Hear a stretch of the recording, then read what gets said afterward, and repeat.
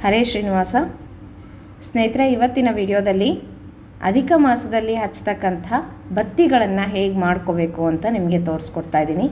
ಅಧಿಕ ಮಾಸದಲ್ಲಿ 33 ಸಂಖ್ಯೆಯಲ್ಲಿ ನಾವು ಏನೇ ಮಾಡಿದ್ರೂ ಸಹ ಅನಂತ ಪಟ್ಟು ಪುಣ್ಯ ಇದೆ ಅಂತ ನೀವೆಲ್ಲ ತಿಳ್ಕೊಂಡಿದ್ದೀರಾ. ಹಾಗೆ 33 ಎಳೆಯ ಬತ್ತಿಯನ್ನು ಭಗವಂತನಿಗೆ ಸಮರ್ಪಣೆಯನ್ನು ಮಾಡೋದು ತುಂಬ ಶ್ರೇಷ್ಠವಾದದ್ದು. ಬನ್ನಿ ಸ್ನೇಹಿತರೆ, ಹೇಗೆ ಮಾಡೋದು ಅಂತ ನೋಡೋಣ. ಹಾಗೆ ಯಾವ ರೀತಿಯಾಗಿ ಹಚ್ಚಬೇಕು ಅಂತ ನಿಮಗೆ ತೋರಿಸ್ಕೊಡ್ತೀನಿ. ಈಗ ನಾನಿಲ್ಲಿ ಕಾಳು ಹತ್ತಿಯನ್ನು ತೊಗೊಂಡಿದ್ದೀನಿ, ಅಂದರೆ ಕಾಳು ಬಿಡಿಸಿರೋ ಹತ್ತಿ ಈ ರೀತಿಯಾಗಿ ರೆಡಿ ಸಿಗುತ್ತೆ, ಅದನ್ನು ತೊಗೊಂಡಿದ್ದೀನಿ. ಇದೆಲ್ಲಿ ಸಿಗುತ್ತೆ ಅಂತಂದರೆ ನಿಮಗೆ ಪೂಜಾ ಭಂಡಾರಗಳು ಅದೆಲ್ಲ ಸಿಗುತ್ತಲ್ಲ, ಅಂದರೆ ದೇವರ ಪುಸ್ತಕಗಳು, ದೇವರ ಸಾಮಗ್ರಿಗಳು ಎಲ್ಲ ಸಿಗುತ್ತಲ್ಲ ಪೂಜೆಗೆ, ಅಂಥ ಕಡೆ ಸಿಗುತ್ತೆ, ವಿಚಾರಿಸಿ ನೋಡಿರಿ. ಈಗ ನೋಡಿರಿ, ನಾನಿಲ್ಲಿ ಹಸಿ ಹಾಲನ್ನು ತೊಗೊಂಡಿದ್ದೀನಿ. ಕಾಯಿಸಿರೋ ಹಾಲಲ್ಲ, ಹಸಿ ಹಾಲು ತೊಗೋಬೇಕು. ಹೀಗೆ ಎಳೆಯನ್ನು ತೆಗಿತಾ ಹೋಗಬೇಕು. ಎಳೆ ತೆಗೆಯೋದಕ್ಕಿಂತ ಮುಂಚೆ ಹತ್ತಿಯನ್ನು ನಾವು 5 ಭಗವತ್ ರೂಪಗಳಲ್ಲಿ ಚಿಂತನೆಯನ್ನು ಮಾಡ್ತಾ ಹತ್ತಿಯ ಎಳೆಗಳನ್ನು ತೆಕ್ಕೋಬೇಕು. ಪ್ರದ್ಯುಮ್ನ, ಅನಿರುದ್ಧ, ಸಂಕರ್ಷಣ, ವಾಸುದೇವ, ನಾರಾಯಣ ಅಂತ ಹೇಳಿಬಿಟ್ಟು 5 ಭಗವಂತನ ರೂಪಗಳನ್ನು ಚಿಂತನೆ ಮಾಡ್ತಾ, ಭಗವಂತನ ನಾಮಸ್ಮರಣೆಯನ್ನು ಮಾಡ್ತಾ, ಸ್ತೋತ್ರಗಳನ್ನು ಹೇಳ್ತಾ, ಭಗವಂತನ ಹಾಡುಗಳನ್ನು ಹೇಳ್ತಾ ಅಥವಾ ಪ್ರವಚನಗಳು, ಪುರಾಣಗಳನ್ನು ಕೇಳ್ತಾ ಹತ್ತಿ ಬತ್ತಿಗಳನ್ನು ಮಾಡಬೇಕು ಅಂತ ಶಾಸ್ತ್ರ ಹೇಳುತ್ತೆ. ಹಾಗಾಗಿ ಭಗವಂತನ ನಾಮಸ್ಮರಣೆ ಮಾಡ್ತಾ ಈ ರೀತಿಯಾಗಿ ಎಳೆಯನ್ನು ತೆಗಿತಾ ಹೋಗಬೇಕು. ತುಂಬ ದಪ್ಪನಾಗಿ ತೆಗಿಬೇಡ್ರಿ, ನಿಮಗೆ ಬತ್ತಿ ತುಂಬ ದಪ್ಪ ಬಂದುಬಿಡುತ್ತೆ. ಸ್ವಲ್ಪ ತೆಳುವಾಗಿ ತೆಕ್ಕೊಂಡ್ರೆ ತುಂಬ ನೀಟಾಗಿ ಚೆನ್ನಾಗಿ ಬರುತ್ತೆ ಬತ್ತಿ ಮಾಡಲಿಕ್ಕೆ. ಈ ರೀತಿಯಾಗಿ ಎಳೆಯನ್ನು ನಿಧಾನಕ್ಕೆ ಎಳಿತಾ ಹೋಗಬೇಕು. ಮತ್ತು ಹಾಲು ಹಚ್ಕೊಂಡು, ಹಸಿ ಹಾಲು ಹಚ್ಕೊಂಡು ಹೀಗಂತ ಇದ್ದರೆ ನೀಟಾಗಿ ಈ ರೀತಿಯಾಗಿ ಎಳೆಗಳು ಬಂದುಬಿಡುತ್ತೆ. ನೋಡಿರಿ, ನಾನಿಲ್ಲಿ ಒಂದಷ್ಟು ಎಲೆಯನ್ನು ತೆಗೆದು ಇಟ್ಕೊಂಡಿದ್ದೀನಿ, ತೋರಿಸ್ತಾ ಇದ್ದೀನಿ ನಿಮಗೀಗ. ಈಗ ಬತ್ತಿಯನ್ನು ಹೇಗೆ ಮಾಡೋದು ಈ ಎಳೆಗಳನ್ನು ಬಳಸಿ ಅಂತ ತೋರಿಸ್ತೀನಿ. ಈಗ ನೋಡಿರಿ, ಈ ರೀತಿಯಾಗಿ 2 ಬೆಟ್ಟಿಗೆ ಸುತ್ತುತ್ತಾ ಹೋಗೋಣಂತೆ. 2, 3, 4, 5, 6, 7, 8, 9, 10 ಈ ರೀತಿಯಾಗಿ ಹಿಂದ್ಗಡೆ ಮತ್ತು ಮುಂದೆನೂ ಕೌಂಟ್ ಮಾಡ್ತಾ ಮಾಡ್ತಾ 33 ಎಳೆಗಳನ್ನು ನಾವು ಬೆಟ್ಟಿಗೆ ಸುತ್ಕೋಬೇಕು. ಈ ರೀತಿಯಾಗಿ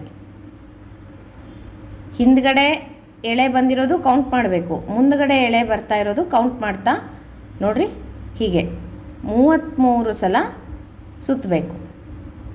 ಈಗೊಟ್ಟು 33 ಸಲ ಸುತ್ತಿದ್ದೀವಿ, ಹಿಂದ್ಗಡೆ ಮುಂದ್ಗಡೆ 2 ಸೇರಿಸಿ ಇದಿಷ್ಟು 33 ಎಳೆ ಇದೆ. ಇದನ್ನು ಹೀಗೆ ಮಡಚಿಬಿಟ್ಟು ನಾವು ಬತ್ತಿಯನ್ನು ಮಾಡ್ಕೋಬೇಕು. 2 ಸೇರಿಸಿ ಹೀಗೆ ಮಡಚಿಬಿಟ್ಟು ಇದನ್ನು ನಾವು ಹೂಬತ್ತಿ ಥರ ಮಾಡ್ಕೋಬೇಕು. ಈಗ 2 ವಿಧಾನದಲ್ಲಿ ನಿಮಗೆ ತೋರಿಸ್ಕೊಡ್ತೀನಿ ಸ್ನೇಹಿತರೆ. ಈಗ ಸುಲಭವಾಗಿ ಮಾಡುವಂಥದ್ದು ಒಂದು ವಿಧಾನ ನಿಮಗೆ ತೋರಿಸ್ಕೊಟ್ಟೆ. ಈ ರೀತಿಯಾಗಿ 33 ಸಲ ಸುತ್ಕೊಂಡ್ಬಿಟ್ಟು ಅದನ್ನು ಹೀಗೆ ಮಡಚಿ ಇದನ್ನು ಹೂಬತ್ತಿ ಥರ ಮಾಡ್ಕೊಳ್ಳೋದು. ಹೀಗೆ ಆ ಚೂಪಾಗಿ ಮುಂದೆ ಬಂದಿರುತ್ತಲ್ಲ, ಸ್ವಲ್ಪ ದಪ್ಪನಾಗಿರುತ್ತೆ. ನೀವು ಹತ್ತಿ ಸ್ವಲ್ಪ ಜಾಸ್ತಿ ತೊಗೊಂಡು ಹಾಲು ಜಾಸ್ತಿ ಹಚ್ಕೊಂಡು ಹೀಗೆ ಗಟ್ಟಿಯಾಗಿ ತಿರುಗಿಸಿದ್ರೆ ನಿಮಗೆ ಗಟ್ಟಿಯಾಗಿ ಬತ್ತಿ ನಿಂತ್ಕೊಳ್ಳುತ್ತೆ, ಇಲ್ಲಾಂದರೆ ಉದುರ್ಕೊಂಡ್ಬಿಡುತ್ತೆ. ಹಾಗಾಗಿ ನೀವು ಹೂಬತ್ತಿ ಮಾಡುವಾಗ ಈ ರೀತಿ ಹತ್ತಿ ಹಚ್ಕೊಂಡು ಹಾಲು ಹಚ್ಚಿ ಹೂಬತ್ತಿ ಮಾಡ್ತೀವಲ್ವ, ಹೀಗೆ ಮಾಡುವಾಗ ಸ್ವಲ್ಪ ಗಟ್ಟಿಯಾಗಿ, ಸ್ವಲ್ಪ ಜಾಸ್ತಿ ಹಾಲು ಹತ್ತಿ ಹಚ್ಕೊಂಡು ದಪ್ಪನಾಗಿ ಮಾಡ್ಕೋಬೇಕು ಫಸ್ಟ್ ಕೆಳಗಡೆ. ಆವಾಗ ನಿಮಗೆ ಅದು ಗಟ್ಟಿಯಾಗಿ ಹೂಬತ್ತಿ ನಿಂತ್ಕೊಳ್ಳುತ್ತೆ. ನೋಡಿರಿ, ಈ ರೀತಿಯಾಗಿ ನಿಮಗೆ ಎಷ್ಟು ಉದ್ದ ಬೇಕೋ ನೋಡಿಕೊಂಡು ಬತ್ತಿಯನ್ನು ಮಾಡ್ಕೊಳ್ಳೋದು. ಇದು ಒಂದು ಮೆಥಡ್ ತೋರಿಸ್ದೆ ನಿಮಗೆ. ಇದು ತುಂಬ ಈಸಿ. 33 ಎಳೆ ಸುತ್ಕೊಂಡ್ಬಿಟ್ಟು ಒಂದೇ ಸಲ ಮಾಡ್ಕೊಂಬಿಡೋದು. ಈ ರೀತಿ ಮಾಡಿದ್ರೆ ನೀವು ಬೇಗನೆ ಬತ್ತಿಗಳನ್ನು ಮಾಡ್ಕೋಬೋದು. ಕಾಣಿಸ್ತಾ ಇದೆಯಲ್ಲ, ಹೀಗೆ ಬರುತ್ತೆ. ಈಗ ಇನ್ನೊಂದು ಮೆಥಡನ್ನು ತೋರಿಸ್ತೀನಿ ನಿಮಗೆ. 11 ಎಳೆಯನ್ನು ಸುತ್ಕೊಳ್ಳೋದು. 4, 5, 6, 7, 8, 9, 10, 11 ಈ ರೀತಿ 11 ಸಲ ಸುತ್ತಕೊಂಡು ತೆಕ್ಕೊಳ್ಳೋದು. ಹೀಗೆ ಇದೇ ರೀತಿ 3 ಸಲ ಮಾಡ್ಕೊಳ್ಳೋದು. 11, 11, 11 3 ಸಲ ಬೆಟ್ಟುಗಳಿಗೆ ಸುತ್ತಕೊಂಡ್ರೆ ನಿಮಗೆ ಈ ರೀತಿ 3 11ಗಳು ಈ ರೀತಿ ಎಳೆಗಳು ಬರುತ್ತೆ. ಇದನ್ನು ಜೋಡಿಸ್ಬಿಟ್ಟು ಒಂದು ಹೂಬತ್ತಿಯನ್ನು ಮಾಡ್ಕೊಳ್ಳೋದು. ಎಲ್ಲ ಒಂದೇ ಸ್ನೇಹಿತರೆ, ಹೀಗೆ ಬೇರೆ ಬೇರೆ ಮಾಡೋದು ಒಂದೇ. ಒಂದು ಸಲ ಕಲಿಸ್ಕೊಂಡು ನೀವು 33 ಎಳೆಗಳನ್ನು ಸುತ್ಕೊಂಡು ಮಾಡ್ಕೊಳ್ಳೋದು, ಅದೂ ಸೇಮ್ ಅದೇ ಥರನೇ ಆಗುತ್ತೆ. ನಿಮ್ಗೆ ಇನ್ನೂ ಅದು ಬೇಗ ಈಸಿಯಾಗಿ ಆಗುತ್ತೆ. ಕೆಲವರು ಈ ರೀತಿಯಾಗಿ 11 ಎಳೆ ಸುತ್ಕೊಂಡು ಮಾಡ್ತಾರೆ. ಹೇಗಾದರೂ ಮಾಡ್ಬೋದು. ಒಟ್ಟು 33 ಎಳೆಯ ಬತ್ತಿ ಇರಬೇಕು. ನೋಡಿರಿ, ಈ ರೀತಿಯಾಗಿ ಇದನ್ನು ಸಹ ಹೂಬತ್ತಿ ಥರನೇ ನಾವು ಹಾಲು ಹಚ್ಕೊಂಡು ಹೀಗೆ ಮಾಡ್ಕೊಳ್ಳೋದು. ನಿಮ್ಗೆ ಯಾವ್ದು ಈಸಿ ಅನಿಸುತ್ತೋ ಆ ಥರ ಮಾಡ್ಕೊಳ್ರಿ. ನಾನು ಹೇಳೋದೇನು ಅಂದರೆ, ಫಸ್ಟ್ ಸಲ ನಿಮಗೆ ತೋರಿಸಿದ್ನಲ್ಲ 33 ಎಳೆಗಳನ್ನು ಸುತ್ತಿ ಅದನ್ನು ಮಡಚಿ ಮಾಡೋದು, ಅದು ತುಂಬ ಈಸಿ ಮೆಥಡು, ತುಂಬ ಬೇಗನೆ ಆಗುತ್ತೆ ನಮಗೆ ಬತ್ತಿಗಳು. ಮತ್ತು ಎಷ್ಟು ಹಚ್ಚಬೇಕು ಏನು ಅಂತ ನಿಮಗೆ ತೋರಿಸ್ಕೊಡ್ತೀನಿ. ಈಗ ನೋಡಿರಿ, 2 ಬತ್ತಿ ಮಾಡಿದೆ ನಾನು, 2 ಮೆಥಡಲ್ಲಿ ನಿಮಗೆ ತೋರಿಸಿದೆ. ತುಂಬ ಜನ ತುಂಬ ವೆರೈಟಿಯಲ್ಲಿ ಬತ್ತಿಗಳನ್ನು ಮಾಡ್ತಾರೆ. ನಿಮ್ಮ ಅನುಕೂಲ, ನಿಮ್ಗೆ ಯಾವುದು ಈಸಿ ಅನಿಸುತ್ತೋ ಆ ಮೆಥಡಲ್ಲಿ ನೀವು ಮಾಡ್ಕೊಳ್ರಿ. ಈಗ 2 ಬತ್ತಿಗಳನ್ನು ಮಾಡಿ ಇಟ್ಕೊಂಡಲ್ಲ, ಈ ರೀತಿಯಾಗಿ 33 ಎಳೆಯ ಬತ್ತಿಗಳನ್ನು ಮಾಡ್ಕೋಬೇಕು. ಹೀಗೆ ನೋಡಿರಿ, ನಾನು ಇಷ್ಟು ಬತ್ತಿಗಳನ್ನು ಮಾಡಿ ಇಟ್ಟಿದ್ದೀನಿ. ಇದು 30 ಬತ್ತಿಗಳಿದೆ. ಇದು ಯಾಕಪ್ಪ ಇಷ್ಟು ದಪ್ಪ ಕಾಣಿಸ್ತಾ ಇದೆ, ಅದು ಸಣ್ಣ ಇದೆ ಅಂತ ಅನ್ಕೋಬೋದು ನೀವು. ಬತ್ತಿ ಮಾಡೋವಾಗ ಅಂದರೆ ಎಳೆಗಳನ್ನು ನಾವು ಬೆಟ್ಟಗಳಿಗೆ ಸುತ್ಕೊತೀವಲ್ವ, ಆವಾಗ ನೀವು ಸ್ವಲ್ಪ ದಪ್ಪನಾಗಿ ದೊಡ್ಡದಾಗಿ ಬೇಕು ನನಗೆ ಅಂತಂದರೆ ಈ ರೀತಿಯಾಗಿ 3 ಬೆಟ್ಟಿಗೆ ಸುತ್ಕೊಳ್ರಿ. ಹೀಗೆ 3 ಬೆಟ್ಟಿಗೆ 33 ಸಲ ಸುತ್ತಕೊಂಡು ಮಡಚಿ ಮಾಡಿದ್ರೆ ಸ್ವಲ್ಪ ದಪ್ಪನಾಗಿ ಬರುತ್ತೆ, ಸ್ವಲ್ಪ ದೊಡ್ಡದಾಗೂ ಕಾಣಿಸುತ್ತೆ ನಿಮಗೆ ಬತ್ತಿ. ನಾನಿಲ್ಲಿ ಪುಟ್ಟದಾಗೆ ಇರಲಿ ಅಂತ ಹೇಳಿಬಿಟ್ಟು ನಾನು ಈ ರೀತಿಯಾಗಿ ತೋರಿಸಿದೆ ನಿಮಗೆ. 2 ಬೆಟ್ಟಿಗಾದರೂ ಸುತ್ಕೋಬೋದು, 3 ಬೆಟ್ಟಿಗಾದರೂ ಸುತ್ಕೋಬೋದು, ಅಥವಾ 4 ಬೆಟ್ಟಿಗಾದರೂ ಸುತ್ಕೋಬೋದು. 4 ಬೆಟ್ಟಿಗೆ ಸುತ್ಕೊಂಡ್ರೆ ತುಂಬ ದೊಡ್ಡದಾಗುತ್ತೆ. ಈ ರೀತಿಯಾಗಿ ನೀವು 3 ಬೆಟ್ಟಿಗಾದರೂ ಸುತ್ಕೊಂಡು ಮಾಡ್ಕೊಳ್ರಿ, ಇಲ್ಲ 2 ಬೆಟ್ಟಿಗಾದರೂ ಸುತ್ಕೊಂಡು ಹೀಗೆ 33 ಎಳೆಯ ಹೂಬತ್ತಿಗಳನ್ನು ಮಾಡ್ಕೊಳ್ರಿ. ಈ ರೀತಿಯಾಗಿ 2 ನೀಲಾಂಜನ ಅಂದರೆ ಆರತಿ ಮಾಡ್ತೀವಲ್ವ, ಆರತಿ ನೀಲಾಂಜನದಲ್ಲಿ ಒಂದೊಂದಾಗಿ ಇಟ್ಬಿಟ್ಟು ಹೀಗೆ ನೀವು ಆರತಿಯನ್ನು ಮಾಡ್ಬೋದು ದೇವರಿಗೆ. ಹೀಗೆ ನೀವು 2 ಬಳಸಿ ಮಾಡೋದಾಯಿತು ಅಂತಂದರೆ ನಿಮಗೆ 60 ಬತ್ತಿಗಳು ಬೇಕಾಗುತ್ತೆ.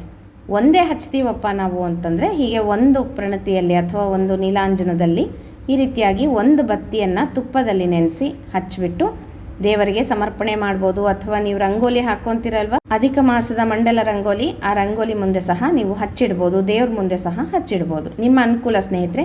ಆರತಿ ಮಾಡ್ತೀವಿ ನಾವು, ದಿನನಿತ್ಯ ಆರತಿ ಮಾಡ್ತೀವಿ ಅಂದರೆ ದಿನನಿತ್ಯ 2 ಬತ್ತಿಗಳು ಬೇಕಾಗುತ್ತೆ. ತುಪ್ಪದಲ್ಲಿ ನೆನೆಸಿ ಇಟ್ಕೊಂಡಿರಿ. ನೀವು 1 ತಿಂಗಳಿಗಾಗಷ್ಟು ಮುಂಚೆನೇ ನೆನೆಸಿ ಇಟ್ಕೊಂಡ್ಬಿಟ್ರೆ ನಿಮಗೆ ಅನುಕೂಲ ಆಗುತ್ತೆ. ಹಾಗೆ 2 ಬತ್ತಿಗಳು ದಿನನಿತ್ಯ ಹಚ್ಚೋದಾಯಿತು ಅಂದರೆ 60 ಬತ್ತಿ ಬೇಕಾಗುತ್ತೆ.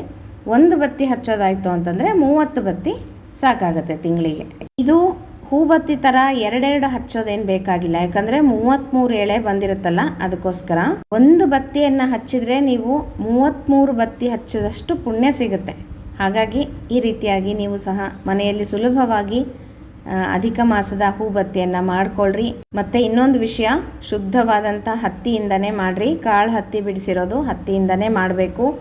ಮೆಡಿಕಲ್ ಶಾಪಲ್ಲಿ ಸಿಗೋದು ಆ ಹತ್ತಿಯನ್ನು ತಂದು ದಯವಿಟ್ಟು ಯಾರು ಬತ್ತಿಗಳನ್ನು ಮಾಡಿ ದೇವರಿಗೆ ಸಮರ್ಪಣೆಯನ್ನು ಮಾಡಬೇಡ್ರಿ. ಈ ಥರ ಶುದ್ಧವಾದಂಥ ಹತ್ತಿಯಿಂದ ಹಸಿ ಹಾಲನ್ನು ಹಚ್ಚಿಬಿಟ್ಟು ದೇವರಿಗೆ ಬತ್ತಿಗಳನ್ನು ಮಾಡಿ ದಿನನಿತ್ಯ 1 ಬತ್ತಿ ಸಮರ್ಪಣೆ ಮಾಡಿದರೂ ಸಹ ನಿಮಗೆ 33 ಬತ್ತಿ ಹಚ್ಚಿದಷ್ಟು ಪುಣ್ಯ ಸಿಗುತ್ತೆ. ಎಲ್ಲರೂ ಸಹ ಅಧಿಕ ಮಾಸದಲ್ಲಿ ತುಪ್ಪದ ಬತ್ತಿಗಳನ್ನು ಹಚ್ಚಿಬಿಟ್ಟು ದೀಪವನ್ನು ದೇವರಿಗೆ ಸಮರ್ಪಣೆ ಮಾಡೋದು ತುಂಬ ವಿಶೇಷ ಫಲವನ್ನು ಕೊಡುತ್ತೆ. ಮತ್ತು ದೀಪ, ನಾವೇನು ತುಪ್ಪದ ದೀಪವನ್ನು ಹಚ್ಚಿಡ್ತೀವೋ ಅದು ಪೂರ್ತಿಯಾಗಿ ದೇವರಿಗೆ ಸಮರ್ಪಣೆ ಮಾಡಿಕೊಳ್ಳುತ್ತೆ. ಹಾಗಾಗಿ ಅನಂತಪಟ್ಟು ಪುಣ್ಯ ಸಿಗುತ್ತೆ. ನಾವೇ ಸ್ವತಃ ಕೈಯಿಂದ ಬತ್ತಿಗಳನ್ನು ಮಾಡಿ ದೇವರಿಗೆ ಸಮರ್ಪಣೆ ಮಾಡೋದು ತುಂಬ ವಿಶೇಷತೆ. ಎಲ್ಲರೂ ಸಹ ಮಾಡಿಕೊಳ್ಳ್ರಿ. ಅಧಿಕ ಮಾಸದಲ್ಲಿ ದೇವರಿಗೆ ಅಧಿಕ ಬತ್ತಿಯನ್ನು ಸಮರ್ಪಣೆ ಮಾಡಿ ಪುಣ್ಯ ಸಂಪಾದನೆಯನ್ನು ಮಾಡ್ಕೊಳ್ರಿ ಅಂತ ಹೇಳ್ತಾ, ಇದರಲ್ಲಿ ಏನಾದರೂ ಡೌಟ್ಸ್ ಇದ್ದರೆ ಕಮೆಂಟ್ ಬಾಕ್ಸಲ್ಲಿ ಕೇಳ್ರಿ, ನಾನು ತಿಳಿಸ್ಕೊಡ್ತೀನಿ. ಮತ್ತು ಮುಂದಿನ ವಿಡಿಯೋ ಒಟ್ಟಿಗೆ ಸಿಗೋಣಂತೆ. ಹರೇ ಶ್ರೀನಿವಾಸ.